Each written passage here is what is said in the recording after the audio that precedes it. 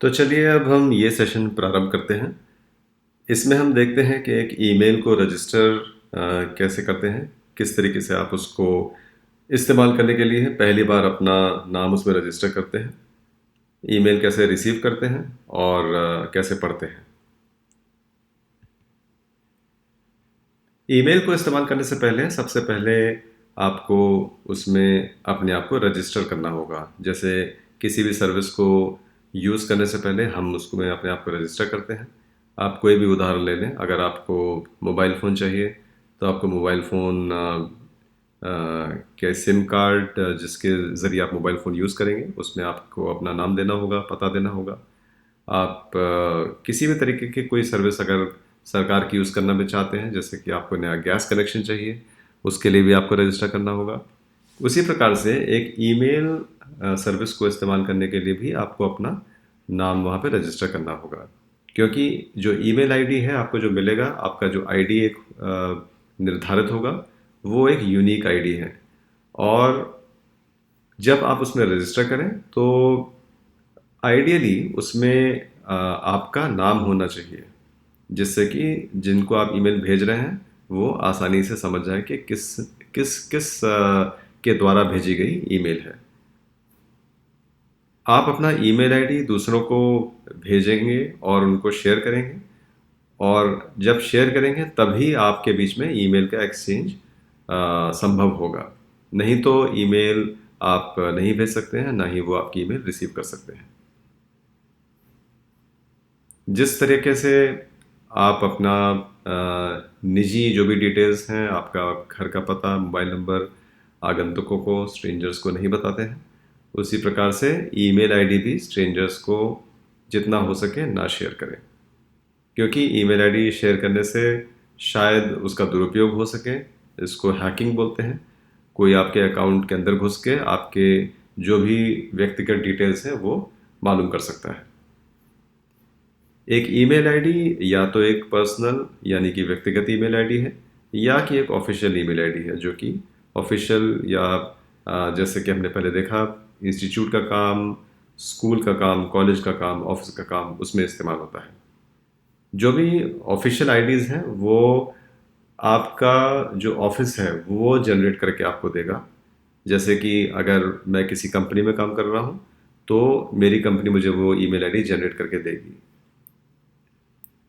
लेकिन जो personal email ID है वो आप खुद जनरेट कर सकते हैं, मतलब आप खुद ही अपना पर्सनल ईमेल आईडी बना सकते हैं। ये सारी प्रक्रिया जो रजिस्टर करने की है, ईमेल को रजिस्टर करने की अपने, ये सब के सब हम अपने नॉर्मल ज़िंदगी में भी, रोज़ाना की ज़िंदगी में भी करते हैं, हर सर्विस के लिए।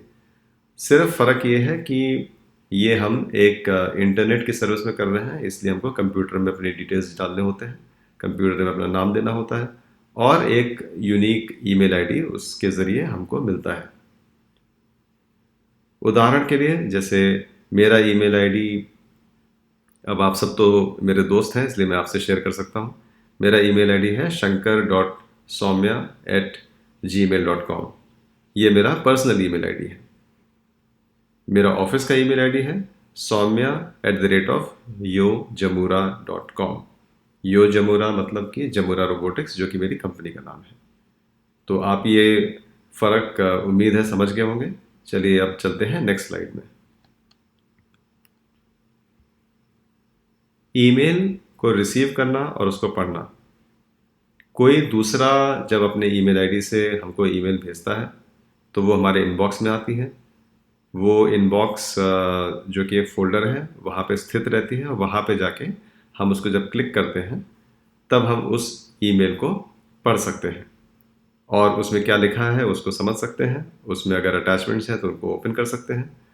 उस ईमेल को हम दूसरों को शेयर भी कर सकते हैं फॉरवर्ड करके, और उस ईमेल का हम जवाब दे सकते हैं। कुछ ईमेल्स होती हैं जो कि ऑटो जनरेटेड होती हैं, मतलब कि कोई विशेष सर्विस अगर आपने इस्तेमाल की हो तो उसके एक्नॉलेजमेंट में वो ईमेल आ सकती है। वो ईमेल का हम जवाब नहीं दे सकते, क्योंकि उसका जवाब किसी भी रेसिपिएंट के पास नहीं जाएगा। वो ईमेल सिर्फ आपके इंफॉर्मेशन के लिए होती है। उसका एक एग्जांपल है कि आपने मान लीजिए बिजली का बिल जमा किया, तो बिजली का बिल जब आप जमा करते हैं उसके बाद आपको पेमेंट होने के बाद एक ईमेल आती है आपके इलेक्ट्रिसिटी की जो भी बोर्ड है वहाँ पे उससे। उस ईमेल में सिर्फ एक्नॉलेजमेंट होता है कि फलाने से हमको इतना महीने का बिजली का बिल मिल गया है और ये एक ऑटो जनरेटेड ईमेल है, इसका आप जवाब ना दें।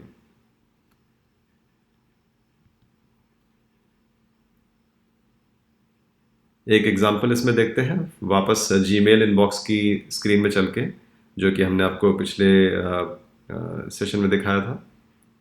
अब जैसे ये एक जीमेल इनबॉक्स है, ये तो खैर बहुत ज़्यादा इस्तेमाल नहीं होता है इसलिए इसमें ज़्यादा ईमेल्स नहीं हैं, लेकिन आप देख सकते हैं कि जो ईमेल है, जो कि ये जीमेल जब स्टार्ट हुआ था तो उसमें गूगल की तरफ से एक ईमेल आई थी जो कि गूगल कम्युनिटी की तरफ से है।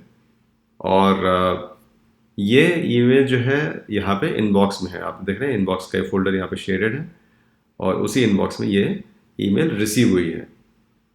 इसी तरीके से यहाँ पे नीचे अगर ये इनबॉक्स जब ज़्यादा इस्तेमाल होगा तो इसी तरीके से आप देखेंगे नीचे इसमें जितनी भी ईमेल्स हैं वो सब यहाँ पे रिफ्लेक्ट होंगी, यहाँ पे नज़र आएंगी। और ये एक उदाहरण है कि जो गूगल कम्युनिटी की तरफ से एक ईमेल आई है, उसमें आप जब जाएंगे उस पर क्लिक करेंगे तब वो ईमेल ओपन हो जाएगी और आप समझ सकते हैं, पढ़ सकते हैं कि उस ईमेल के अंदर क्या लिखा हुआ है। तो जो लिस्ट है मेल्स की वो आपको यहाँ पे इनबॉक्स में मिलेगी और यहीं पे आप ईमेल रिसीव कर सकते हैं। रिसीव करने के बाद जब आपको वो ईमेल पढ़ना है तो आप उस ईमेल को ओपन कर लीजिए। जैसे कि हमने वो ईमेल जो पिछले स्क्रीन में आपको दिखाई थी उसको हमने ओपन कर लिया। अब ये एक नया इनबॉक्स है तो इसमें एक जो वेलकम ईमेल होती है, पहली ईमेल जो गूगल भेजता है, तो ये मान लीजिए पूजा का इनबॉक्स है। पूजा को गूगल कम्युनिटी ने एक वेलकम का ईमेल भेजा। अब देखिए वेलकम ईमेल में क्या लिखा है, hi Puja, welcome to Google, your new account comes with access to Google products, apps and services वगैरह वगैरह। तो इसी तरीके से जब ईमेल आएगी इनबॉक्स में, आप इनबॉक्स में तो इसी तरीके से जब ईमेल इनबॉक्स में आएगी, जैसे कि हम फिर से पिछली स्लाइड में देखते हैं, ऐसे ईमेल रिसीव होगी। यहाँ पे आप इनबॉक्स में देखेंगे, उसके बाद उसको क्लिक करेंगे, क्लिक करने के बाद ईमेल ओपन होगी और उसका जो मैसेज है वो इस प्रकार से आपके सामने उपलब्ध होगा। इन कॉन्सेप्ट्स को हम एक डेमो के ज़रिए भी आपको बताएंगे एक अगले सेशन में, तो आप उसको भी ध्यान से देखिएगा और इस लेक्चर को फिर से एक बार रन करके अपनी जो ईमेल की अंडरस्टैंडिंग है, उसको कहाँ पे रिसीव करते हैं, उसको कैसे पढ़ते हैं, उसको और पक्का कर लीजिए।